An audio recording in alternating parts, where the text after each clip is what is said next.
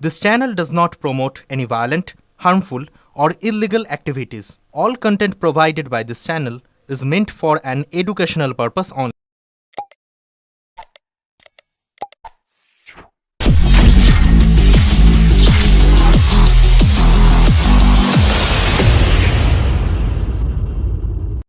যত ঝামেলা আপনি কোন ঝামেলা পাকাচ্ছেন আপনি এরা কোন ঝামেলা পাকাচ্ছেন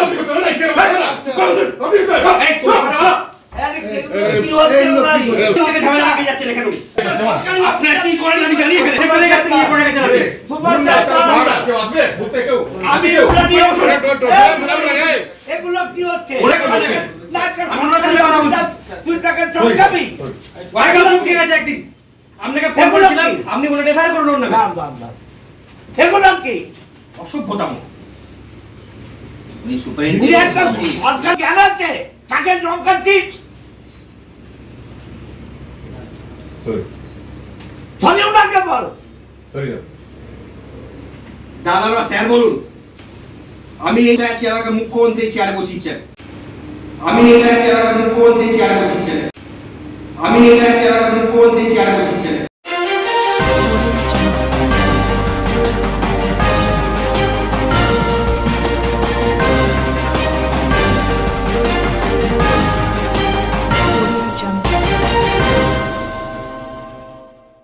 এবার নিয়োগ দুর্নীতি নিয়ে পর্যবেক্ষণে গিয়ে বেকায়দায় পড়ল চুঁচুড়ার বিধায়ক অসিত মজুমদার স্বয়ং। ব্যান্ডেল ইএসআই হাসপাতালে পর্যবেক্ষণে গিয়ে হাসপাতালের গুণগত মান এবং হাসপাতালের কর্মীদের সঙ্গে প্রাথমিক অবস্থায় কথা বলার পর হাসপাতাল সুপারের ঘরে বিধায়ক সহ ব্যান্ডেল পঞ্চায়েত প্রধান সহ একাধিক তৃণমূল কর্মীদের নিয়ে বৈঠকে বসেন বিধায়ক। বৈঠকের সময় হঠাৎই স্থানীয় তৃণমূল নেতার কথায় বিধায়কের সামনে উত্তেজিত হয়ে পড়েন হাসপাতাল সুপার স্বয়ং। তাকে বলতে শোনা যায় বিধায়কের সুপারিশেই হাসপাতালে লোক নিয়োগ হয়েছে, তার ডিটেলস তার কাছে আছে। স্থানীয় তৃণমূল নেতার সঙ্গে বচসায় জড়িয়ে পড়েন ব্যান্ডেলের ইএসআই হাসপাতালের সুপার। বৈঠক এবং বচসার মাঝে হস্তক্ষেপ করতে দেখা যায় স্বয়ং বিধায়ককে। স্থানীয় তৃণমূল নেতাকে তার এই আচরণের জন্য ক্ষমাও চাইতে বলেন সুপারের কাছে। সম্পূর্ণ বিষয় প্রসঙ্গে হাসপাতাল সুপার বলেন, কন্ট্রাক্টরের আন্ডারে লোক নিয়োগ হয়, স্থানীয় কিছু মানুষ কিছু ভুল বার্তা প্রদান করেন বিধায়কের কাছে, সেই বিষয়গুলো নিয়ে আমি বিধায়ককে জানাই। কাজেই ক্ষেত্রে সমস্যা হলেও বিধায়কের কাছ থেকে আমি সাহায্য পাই। সম্পূর্ণ বিষয় সম্পর্কে বিরোধীরা কটাক্ষ ছুড়ে দিয়েছে বিধায়কের হস্তক্ষেপ নিয়ে। ব্যুরো রিপোর্ট, আমার কলকাতা। আমি ঢুকিয়েছি উনি ঢুকিয়েছেন এমএলএ সাহেব ঢুকিয়েছেন আমরা সুপারকে চিঠি করেছি না না সুপারের চিঠি নয়, চিঠি আমার কাছে আছে। মুখ্যমন্ত্রী সচিবালয়ে চিঠি হয়েছে, লেবার কমিশনারের চিঠি হয়েছে। আপনার আমার নামে চিঠি করেছে, চিঠি তো আমার কাছে কপি আছে। আপনি উত্তেজিত হচ্ছেন কেন? আপনি তো কারো নাম করিনি, উত্তেজিত হচ্ছেন কেন? আমার কি নাম আছে? ঠাকুর ঘরে কি আমার নাম হয়নি? যত ঝামেলা আপনি কোন ঝামেলা পাকাচ্ছেন আপনি এরা কোন ঝামেলা পাকাচ্ছেন এই কোন ঝামেলা কি হচ্ছে উনারি থেকে ঝামেলা পাকিয়ে যাচ্ছেন এখানে আপনারা কি করেন আমি জানি এখানে এবারে কাছে নিয়ে পড়ে গেছেন আপনি সুপার কেউ আসবে বুঝতে কেউ আপনি ওটা নিয়ে বসুন এগুলো কি হচ্ছে ওনার সাথে আমার কথা হচ্ছে আপনি কথা নেবেন আমার সাথে কথা বলছেন তুই টাকা চমকাবি ওয়াইগাল চমকে গেছে একদিন আপনাকে ফোন করেছিলাম আপনি বলে রেফার করুন না না এগুলো কি অসভ্যতাম উনি সুপারিনটেন্ডেন্ট সরকার জ্ঞান আছে তাকে জমকাচ্ছিস ধনী ওনাকে বল দাদারা স্যার বলুন হ্যাঁ বলেছি পরিষ্কার বলেছি হ্যাঁ কথাই বলছি। আমি এই চেয়ারে মুখ্যমন্ত্রী চেয়ারে বসিয়েছেন, এটা মাথায় রাখবেন। আপনি কত বড় আছেন আপনি এখানে তো লোকালে আছেন, আমার পলিটিক্যাল পাওয়ার অনেক উঁচুতে আছে, এখানে আছে বলে চেয়ারে আছে, সেটা ভালো করে জানেন।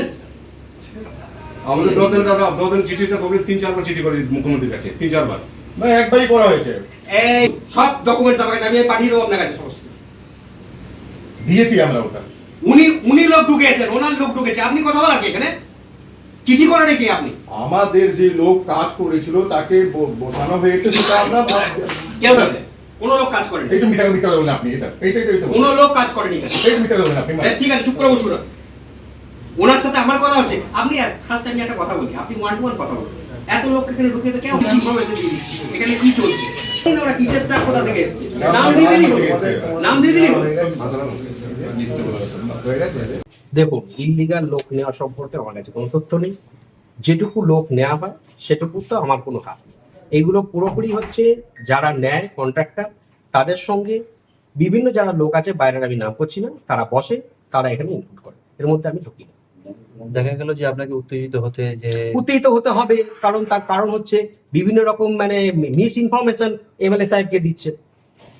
এমএলএ সাহেব তো এগুলো জানা সম্ভব নয়, এমএলএ সাহেবকে মিস ইনফরমেশন দিচ্ছেন, সেগুলো আমাকে ওনাকে ক্লারিফাই করতে হচ্ছে।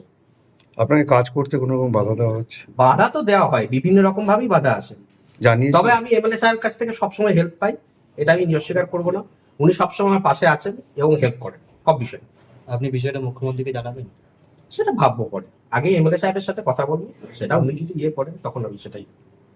অ্যাকচুয়ালি 1 বছর আগে সুপার নিজেই আমাকে ডেকে আমার এলাকা থেকে 10খানা ছেলেকে কাজে নেয়, তাই ডকুমেন্ট আমার কাছে আছে, আমি আপনাকে দিয়ে দিই।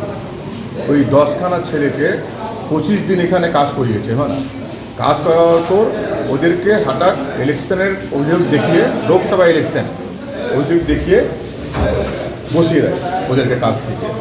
লোকসভা ইলেকশন যখন হয়ে যায়, তারপরে আমি সুপারের ঘরে একবার আসি জিজ্ঞেস করতে, এটা মানা কি আমাদের 10খানা ছেলে যারা কাজ করেছে তাদের স্যার কী হবে না, ওদেরকে নেওয়া হবে না, ওটা আর হবে না।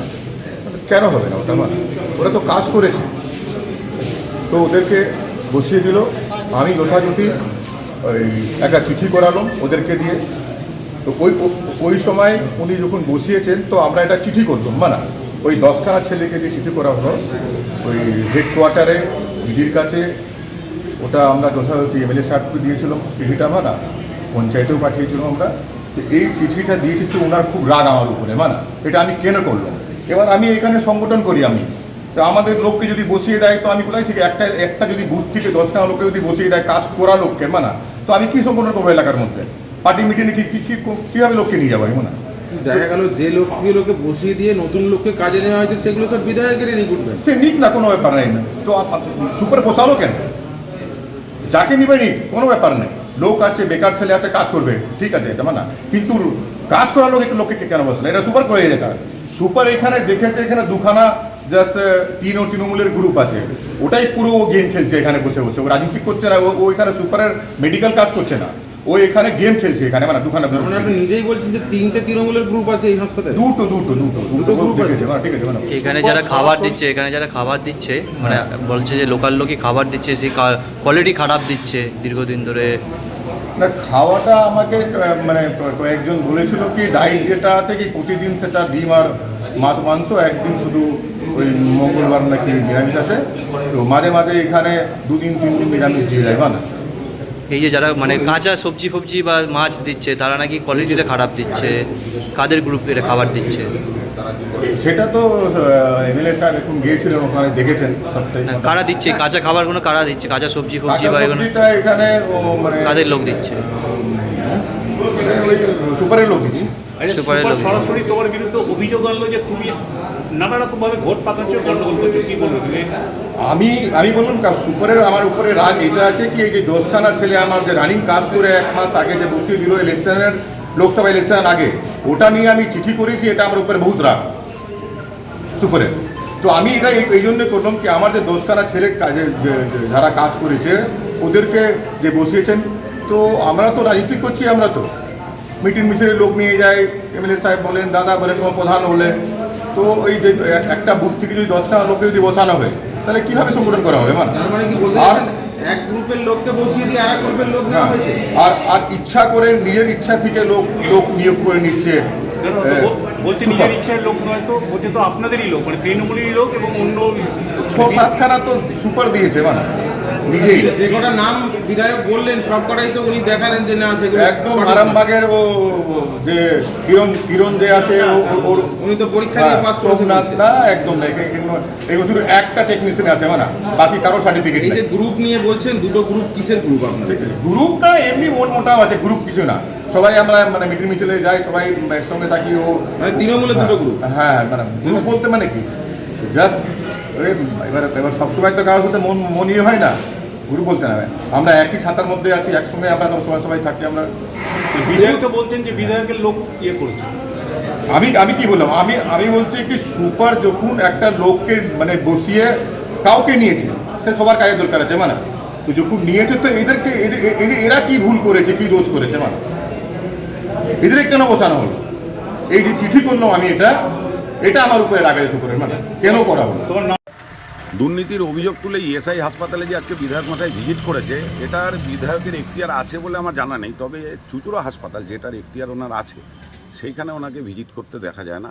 অথচ সেই চুঁচুড়া হাসপাতালে সব থেকে বেশি খাবারের গুণমান নিয়ে অভিযোগ ওঠে, দুর্নীতি নিয়োগ প্রক্রিয়া নিয়ে অভিযোগ ওঠে। সুতরাং সেখানে বিধায়ক মশাইকে দেখতে পাওয়া যায় না।